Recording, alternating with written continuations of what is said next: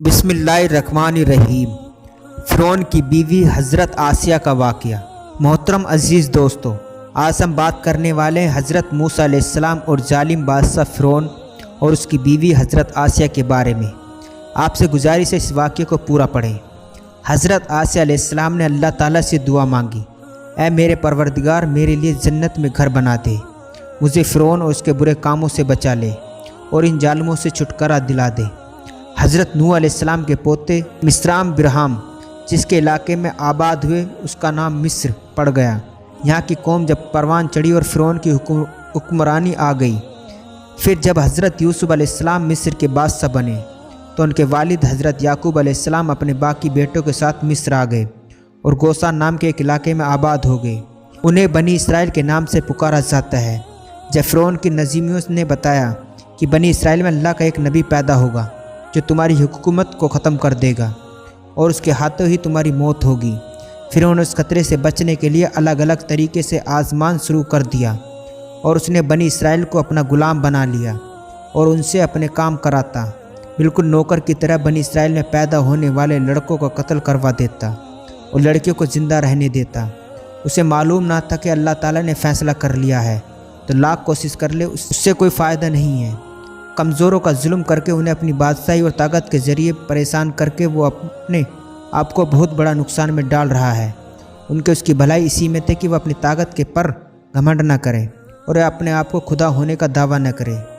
کچھ ہی وقت کے بعد فرعون اور اس کی سلطنت کو ختم کرنے والا بچہ بنی اسرائیل کے یہاں پیدا ہو گیا۔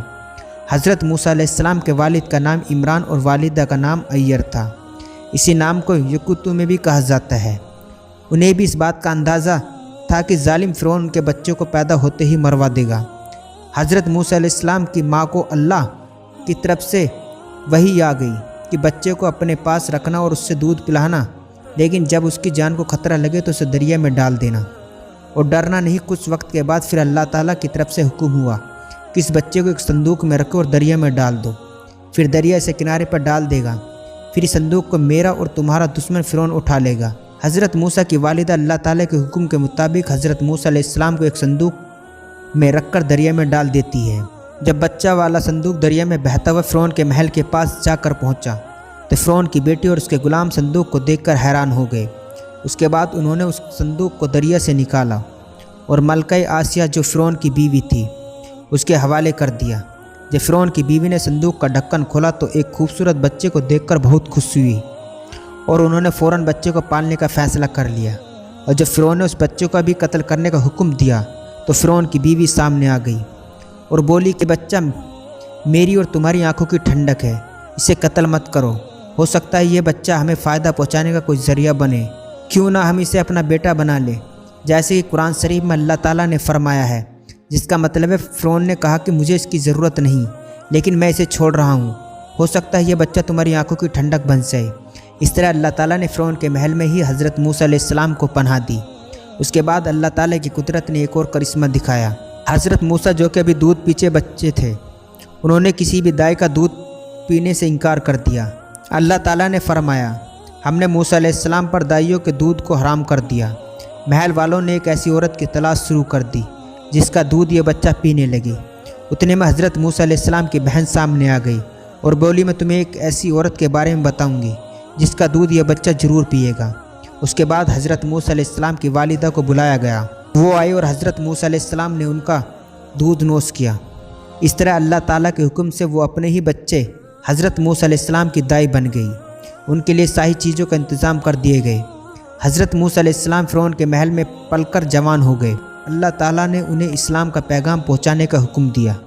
کچھ وقت بعد جب حضرت موسیٰ علیہ السلام نے اپنی نبی ہونے کا اعلان کیا، جس کے بعد فرعون حضرت موسیٰ علیہ السلام کا کھلا دشمن بن گیا اور فرعون کے جادوگروں اور اس کے سپاہیوں کو حضرت موسیٰ علیہ السلام پر ایمان لے آئے اور حضرت آسیہ بھی حضرت موسیٰ علیہ السلام پر ایمان لائی، لیکن وہ لوگ فرعون کے ظلم سے اچھی طرح واقف تھے، اس لیے ان لوگوں نے اس بات کا کسی سے ذکر نہیں کیا۔ ایک دن حضرت آسیہ اپنی بیٹی کو کنگھی کر رہی تھی اور ان کے منہ سے اللہ کا نام نکل گیا۔ حضرت آسیہ کے منہ سے نکلا الفاظ یہ تھا کہ برباد ہو جاؤ اس اللہ کا انکار کرتا ہے جو میرا فرعون کا اور سب کا رب ہے۔ بیٹی بھی پکی کافر تھی، اس نے اپنے باپ فرعون کو یہ بات بتا دی۔ پھر فرعون نے اپنی بیوی پر طرح طرح کے ظلم کرنا شروع کر دیا۔ حضرت آسیہ کو دھوپ میں لیٹایا جاتا، ان پر سانپ چھوڑ دیے جاتے۔ ظلم کے جواب میں حضرت آسیہ کہتی، میں موسیٰ اور ہارون کے رب پر ایمان رکھتی ہوں۔ فرعون نے ان کے کئی رشتہ داروں کو ذبح کر دیا، لیکن انہوں نے پھر بھی فرعون کو رب نہیں مانا۔